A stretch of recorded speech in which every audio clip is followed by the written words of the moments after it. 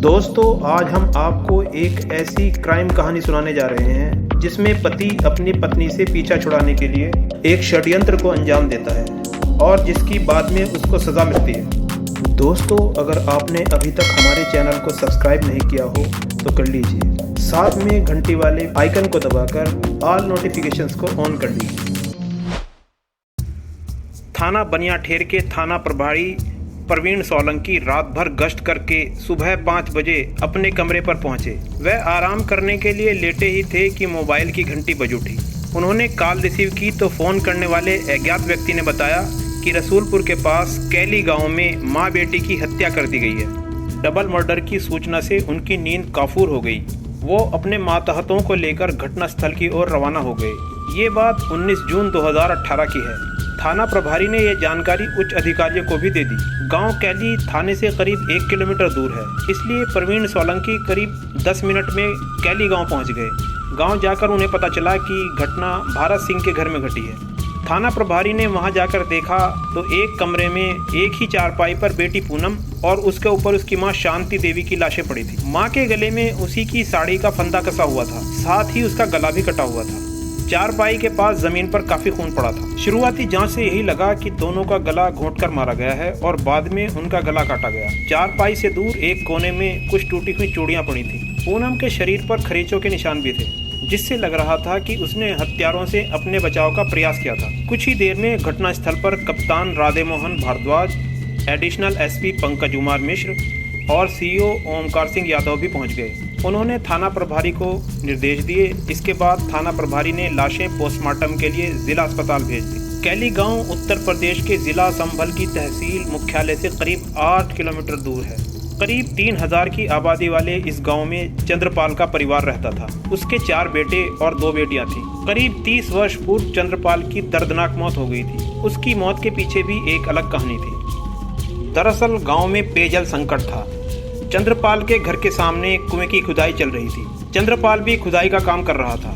काफी गहराई तक मिट्टी निकाली जा चुकी थी। तभी अचानक ऊपर से मिट्टी की ढांग गिर गई और चंद्रपाल जिंदा दफन हो गया। उस समय वहां इतने संसाधन नहीं थे कि चंद्रपाल को जल्दी निकाला जा सके। फिर भी गांव वालों ने जैसे तैसे उसे बाहर निकाला, लेकिन तब तक उसकी मौत हो चुकी थी। इसके बाद गांव वालों ने वो कुआं फिर से मिट्टी से भर दिया। बाद में जब चंद्रपाल के बेटे जवान हुए तो उन्होंने गांव वालों के सहयोग से पिता के मिशन को पूरा किया। कुआं तैयार हो जाने के बाद गांव में पेयजल की समस्या दूर हो गई। जिस समय चंद्रपाल की मौत हुई थी उस समय उसके सभी बच्चे छोटे थे, यानी शांति भरी जवानी में विधवा हो गई थी। उसके सामने 6 बच्चों के पालन पोषण की समस्या थी। ऐसे में एक रिश्तेदार भरत सिंह ने शांति के सामने विवाह का प्रस्ताव रखा। भरत सिंह मुरादाबाद जिले की पुलिस चौकी जरगांव के अंतर्गत आने वाले भूड़ी गांव का निवासी था। उसकी पत्नी की मौत भी एक हृदय विदारक घटना में हुई थी। भारत सिंह का विवाह करीब 32 साल पहले गांव नानपुर, जिला रामपुर की महेंद्री नाम की युवती से हुआ था। एक दिन अचानक रात में डाकुओं ने भूड़ी गांव पर धावा बोल दिया। गांव वालों ने भी मोर्चा संभाला। डाकू लगातार फायरिंग कर रहे थे। ग्रामीण फायरिंग का जवाब ईंट पत्थरों से दे रहे थे, लेकिन उनका मुकाबला करने में वे नाकाम रहे।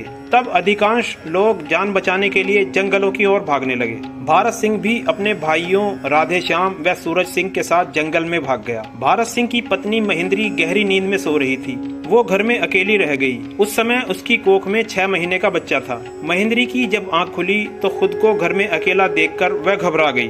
फायरिंग की आवाज सुनकर वो माजरा समझ गई। बदहवास महेंद्री ने भी जान बचाने की खातिर घर से जंगल की ओर दौड़ लगा दी। भागते वक्त वह ठोकर खाकर गिर गई। जब डाकू लूटपाट कर चले गए तब गांव के लोग घर वापस आ गए। रास्ते में लोगों ने महेंद्री को तड़पते हुए देखा। भारत सिंह भी पत्नी के पास पहुंच गया। उसकी हालत देखकर उसके होश उड़ गए। घर वाले महेंद्री को उठाकर घर ले आए। खून बहता देख वो लोग समझ गए कि पेट में पल रहे नवजात को हानि पहुंची है। महेंद्री भी बेहोशी की हालत में थी।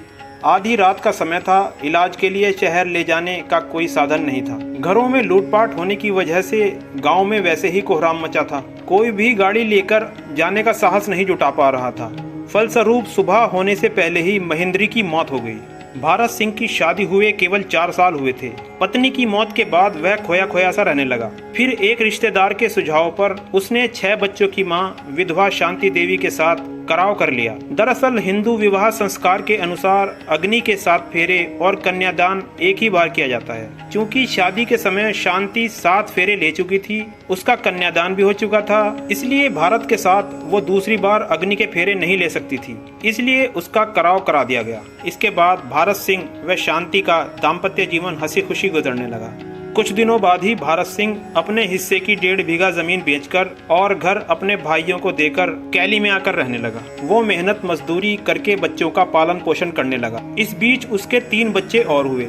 जैसे जैसे बच्चे बड़े हुए, भारत सिंह ने उनकी शादी कर दी। उसने सबसे छोटी बेटी पूनम का विवाह इसी साल 18 फरवरी को अनिल के साथ कर दिया था। अनिल चंदौसी शहर के हनुमानगढ़ी मोहल्ले में रहता था।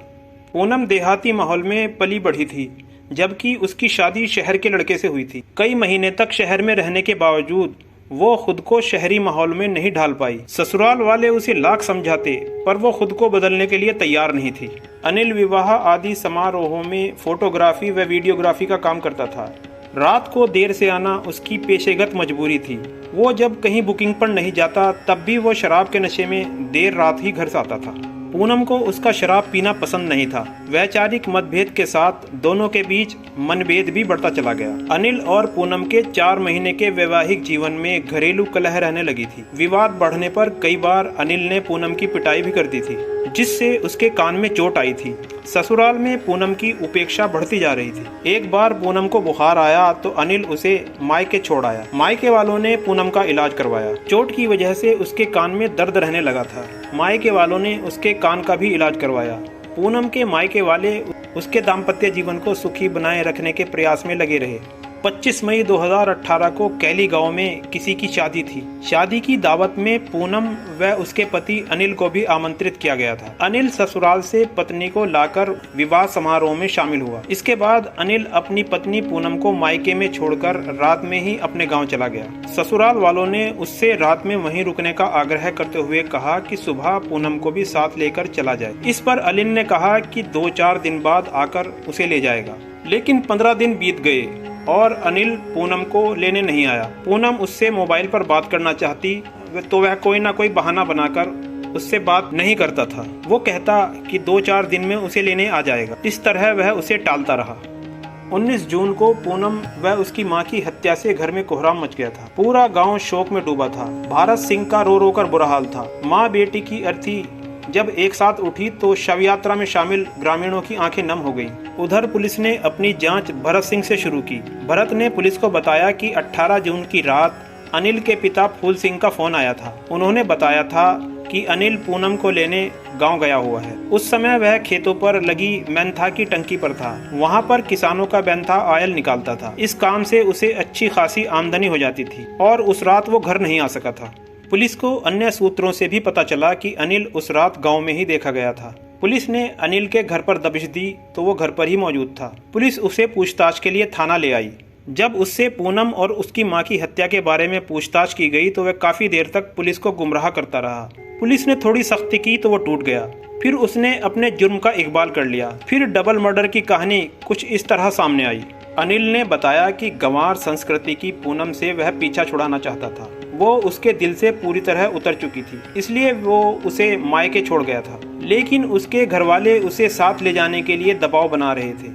उधर पूनम भी बार बार उसे आने के लिए फोन करती थी। किसी भी तरह वह उससे पीछा छुड़ाना चाहता था। 18 जून 2018 की शाम को उसके पास पूनम का फोन आया। तब अनिल ने अपनी ससुराल के लोगों के बारे में जानकारी पता की तो पता चला कि उसके पिता व भाई घर पर नहीं है। पिता मेंथा की टंकी पर हैं और भाई खेत पर कुछ अपनी रिश्तेदारियों में गए हुए हैं। घर पर पूनम और उसकी माँ ही हैं। उसे ऐसे ही मौके की तलाश थी। पूनम अपनी माँ के साथ गांव की हवेली से दूर अंतिम सिरे पर स्थित घेर कहे जाने वाले मकान में थी। सुनील जानता था कि पूनम के 5 भाई अपने परिवार के साथ अंदर वाली हवेली में रहते हैं। पूनम की माँ धार्मिक प्रवृत्ति की थी। वो ज्यादातर अपने हाथ का ही बना सादा भोजन खाती थी। कभी कभी वह बहुओं द्वारा बनाया गया सादा भोजन भी खा लेती थी। अनिल अपने दोस्त कौशल के साथ बाइक से घेर वाले उस मकान पर पहुंच गया। वो हाईवे से गांव को जाने वाली सड़क से न जाकर मकान के उत्तर में खाली प्लाटों से होता हुआ गया। उसने बाइक भी कुछ दूर मकान की दीवार से सटाकर खड़ी कर दी थी। वहां से वे योजनानुसार पैदल ही घर पहुंचे, जिससे आस पड़ोस वालों को पता न चल सके कि पूनम के घर कोई आया है। पूनम अपनी माँ शांति के साथ छत पर लेटी हुई थी। अनिल को देखकर पूनम की खुशी का कोई ठिकाना नहीं रहा। माँ बेटी ने दोनों का आदर सत्कार किया। चाय नाश्ते के बाद अनिल ने अपनी सास व अपने दोस्त को ये कहकर ऊपर छत पर भेज दिया कि पूनम से कुछ बात करनी है। अनिल ने पूनम से कहकर चारपाई बरामदे से उठाकर कमरे में डलवाई। उस समय लाइट भी नहीं थी। पूनम समझ नहीं पा रही थी कि इतनी गर्मी में अंदर बैठकर वे क्या खास बात करेंगे। अनिल चारपाई पर बैठी पत्नी से औपचारिक बातें करने लगा। तभी अचानक उसने अपने दोनों हाथों से पूनम का गला पकड़ लिया। पूनम समझ नहीं पाई कि वह क्या कर रहा है। गले पर हाथों का दबाव बढ़ने पर पूनम ने अपने बचाव में हाथ पैर चलाने शुरू कर दिए, जिससे उसकी चूड़ियां भी टूट गई और शरीर पर खरोंचों के निशान भी पड़ गए। पति के सामने पूनम का संघर्ष असफल रहा। कुछ ही देर में वह चारपाई पर लुढ़क गई। जब अनिल को यकीन हो गया कि पूनम की सांसें थम गई हैं, तब उसने अपने दोस्त कौशल को नीचे बुलाया। उसके साथ पूनम की मां शांति भी नीचे आ गई। जब शांति नीचे आई तो पूनम उसे बरामदे में दिखाई नहीं दी। उसने अनिल से पूनम के बारे में पूछा। अनिल ने इशारा करते हुए कहा कि वह अंदर कमरे में है। शांति जैसे ही कमरे की तरफ बढ़ी, अनिल ने उसे पीछे से दबोच लिया।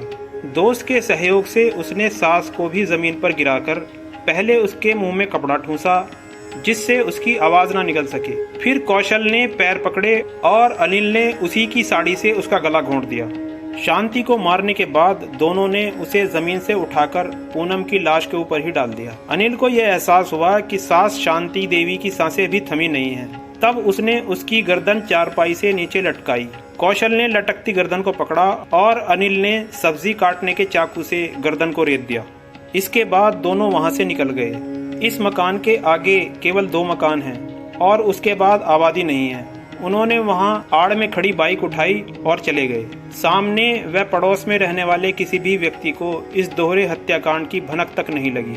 पूनम का एक विकलांग भाई कुंवरपाल 5-6 मकान पहले गली के नुक्कड़ पर स्थित पशुशाला में सोने के लिए आया था। 4 साल की उम्र में उसे पोलियो हो गया था। उसकी शादी भी एक विकलांग लड़की से हुई थी। वो बैसाखी के सहारे चलती है। कुंवरपाल रात 10 बजे सोने के लिए पशुशाला चला गया था। करीब 25 सदस्यों का इनका संयुक्त परिवार है। सभी का भोजन एक साथ बनता है। सभी भाइयों व उनकी बहुओं में गजब का सामंजस्य है। कुंवरपाल को भी घटना की जानकारी नहीं लगी। अनिल से पूछताछ करने के बाद पुलिस ने उसके और उसके दोस्त कौशल के खिलाफ हत्या का केस दर्ज करके अनिल को CJM रवि कुमार के समक्ष पेश कर न्यायिक हिरासत में जेल भेज दिया। पुलिस ने दूसरे अभियुक्त कौशल की तलाश में इधर उधर छापे मारे तो उसने 28 जून 2018 को अदालत में आत्मसमर्पण कर दिया। अनिल ने हत्या का कारण यह भी बताया कि पूनम मानसिक रोगी थी और यह बात उसके घर वालों ने उससे छुपाई थी, जबकि परिजनों का कहना है कि उसके इस आरोप के कारण पूनम का CT स्कैन कराया गया था, जिसमें वह पूर्ण स्वस्थ पाई गई थी। कथा लिखे जाने तक जांच जारी थी।